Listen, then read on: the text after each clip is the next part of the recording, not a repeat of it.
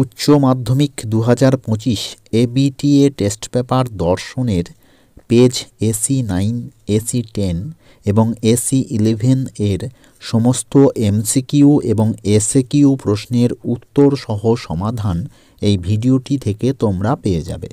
Test পেপারে MCQ এবং এসএকিউর উত্তরগুলো সঠিকভাবে জানতে ভিডিওটির সম্পূর্ণ অংশ দেখার চেষ্টা করবে। প্রথমেই এমসিকিউ প্রশ্নগুলোর উত্তর আলোচনা করছি। প্রথম এমসিকিউ প্রশ্ন, লোগোস শব্দটির অর্থ কী? উত্তর চিন্তা। দ্বিতীয় প্রশ্ন, বৈধতার প্রশ্নটি জড়িত হল। উত্তর যুক্তির আকারের সঙ্গে। 3 নম্বর প্রশ্ন, অনুমান যখন ভাষায় প্রকাশিত হয় তখন তাকে বলা হয়। উত্তর যুক্তি। 4 নম্বর প্রশ্ন, শর্ত অনুযায়ী বচন 2 প্রকার, যথা প্রাকল্পিক বচন ও বৈকল্পিক বচন। 5 নম্বর প্রশ্ন, প্রতিটি নঙর্থক বচনের ড্যাশ পদটি অবশ্যই ব্যাপ্য হয়। উত্তর বিধেয় পদ। 6 নম্বর প্রশ্ন, বচনের বিরোধিতার ক্ষেত্রে সামান্য সদর্থক বচন সত্য হলে একই উদ্দেশ্য ও বিধেয়যুক্ত বিশেষ নঙর্থক বচনের সত্যমূল্য হবে। উত্তর মিথ্যা। 7 নম্বর প্রশ্ন, একই উদ্দেশ্য ও বিধেয় বিশিষ্ট দুটি বিশেষ বচনের মধ্যে যে বিরোধিতা অবস্থান করে তাকে বলা হয়। উত্তর অপশন বি, অধীন বিপরীত বিরোধিতা। 8 নম্বর প্রশ্ন, ফেডিশন মূর্তিটি বৈধ হয়। উত্তর তৃতীয় সংস্থানে। 9 নম্বর প্রশ্ন, পক্ষপদ অপ্রধান আশ্রয় বাক্য ছাড়া অন্য যে স্থানে থাকে তা হল। উত্তর অপশন বি, সিদ্ধান্তের উদ্দেশ্য স্থানে। 10 নম্বর প্রশ্ন, যদি পি তাহলে কিউ, কিউ নয় অতএব পি নয়, এই যুক্তির আকারটি হল। উত্তর বৈধ এমটি। 11 নম্বর প্রশ্ন, বৈকল্পিক নিরপেক্ষ ন্যায়ের সিদ্ধান্তটি সর্বদাই যে বচন হয় তা হল। উত্তর ই, নিরপেক্ষ বচন। পরের প্রশ্ন 12 নম্বর প্রশ্ন, অশূন্য বা সাত্ত্বিক শ্রেণীর ভেনচিত্রটি হল। উত্তর অপশন বি, অপশন বি এর যে ছবিটি দেখতে পাচ্ছ এই ছবিটি উত্তর।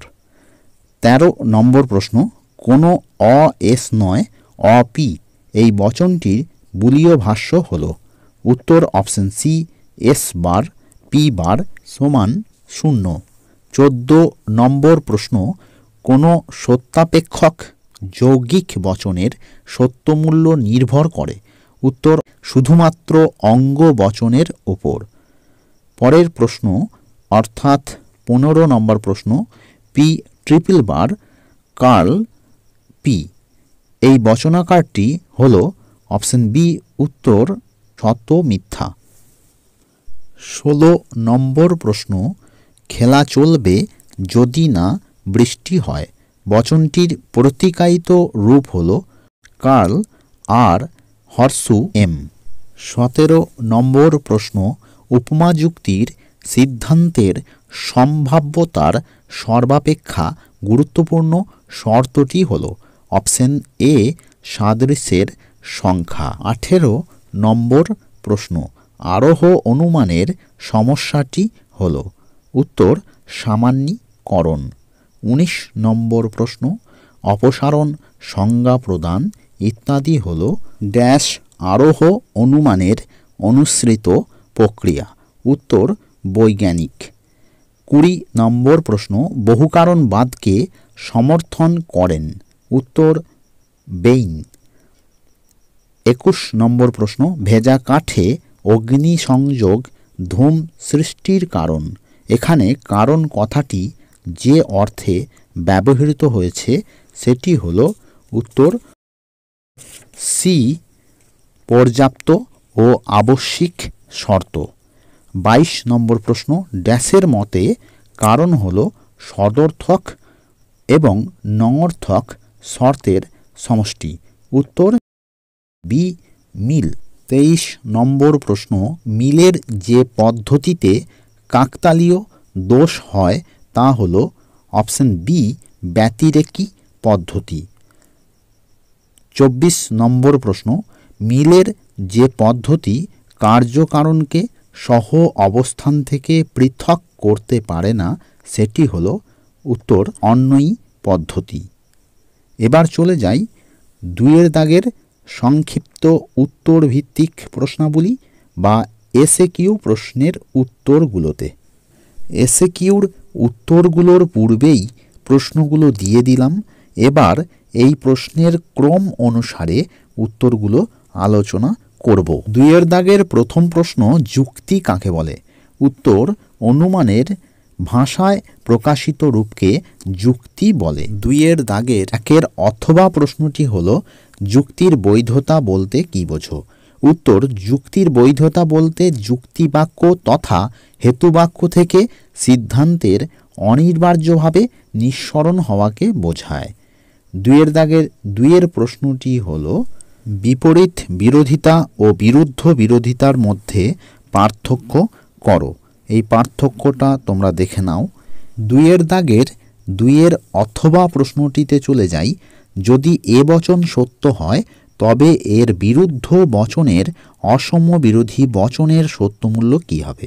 উত্তর হবে মিথ্যা। 3 নম্বর প্রশ্ন, অধীন বিপরীত বিরোধিতার সত্যতার নিয়মটি লেখো। উত্তর, দুটি অধীন বিপরীত বচনের মধ্যে একটি বচন মিথ্যা হলে অন্য বচনটি সত্য হবে, কিন্তু একটি বচন সত্য হলে অন্য বচনটি অনিশ্চিত হবে। উচ্চ মাধ্যমিক 2025-এর উত্তরসহ টেস্ট পেপার সমাধান, সাজেশন, প্রশ্নোত্তর পাবার জন্য এবং উচ্চ মাধ্যমিক পরবর্তী সময়ে লেখাপড়া সংক্রান্ত বিভিন্ন আপডেট পাবার জন্য চ্যানেলটিকে এখনই সাবস্ক্রাইব করে রাখো। ভিডিওটি থেকে তোমাদের বন্ধুরা অনেক উপকৃত হবে, কাজেই ভিডিওটি বন্ধুদের মধ্যে শেয়ার করে দিও। ভিডিওটিতে একটা লাইক করে দিও। আর কোন বিষয়ের বা কোন পেজের উত্তরের প্রয়োজন তা এই ভিডিওর কমেন্ট বক্সে লিখে আমাকে জানাও। 2 দাগের 8 প্রশ্নটি নিয়ে আলোচনা করছি। 8 প্রশ্নটি হলো, অস্তিত্বমূলক তাৎপর্য কাকে বলে?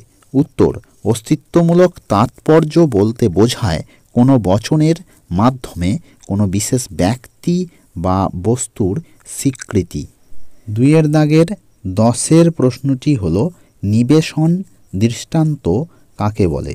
উত্তর, কোনো বচনাকার থেকে পাওয়া একাধিক বচনগুলিকে নিবেশন দৃষ্টান্ত বলা হয়, অর্থাৎ বচনাকারের অন্তর্গত বচন গ্রাহকের পরিবর্তে যেসব বচনকে নিবেশন বা স্থাপন করা হয় তাকে নিবেশন দৃষ্টান্ত বলে। 2 দাগের 11 নম্বর প্রশ্ন, আরোহ অনুমানের বস্তুগত ভিত্তিগুলি কি কি?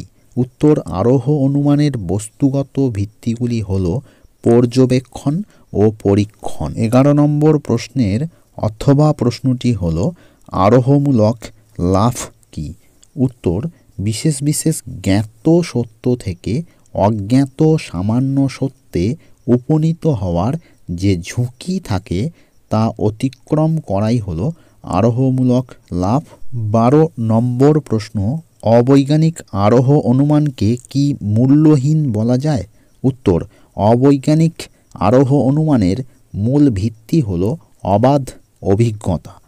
আরোহ অনুমানের ক্ষেত্রে যার একটি গুরুত্বপূর্ণ ভূমিকা আছে, সেই কারণেই অবৈজ্ঞানিক আরোহ অনুমানকে কখনোই মূল্যহীন বলা যায় না। 13 নম্বর প্রশ্ন, উপমা যুক্তির ভিত্তি কি? উত্তর, দৃষ্টান্ত গুচ্ছের মধ্যে সাদৃশ্য। 14 নম্বর প্রশ্ন, বহুকারণবাদ বলতে কি বোঝো? উত্তর, যে মতবাদ অনুসারে একই কার্যের একাধিক বা বহু কারণ উল্লেখ করা হয় তাকে বহুকারণবাদ বলে। যারা ভিডিওটি এখনও দেখছো কিন্তু চ্যানেলটিকে সাবস্ক্রাইব করনি, তারা চ্যানেলটিকে এখনই সাবস্ক্রাইব করে চ্যানেলটির পাশে থাকো আর ভিডিওটিতে অবশ্যই একটা লাইক করে দিও।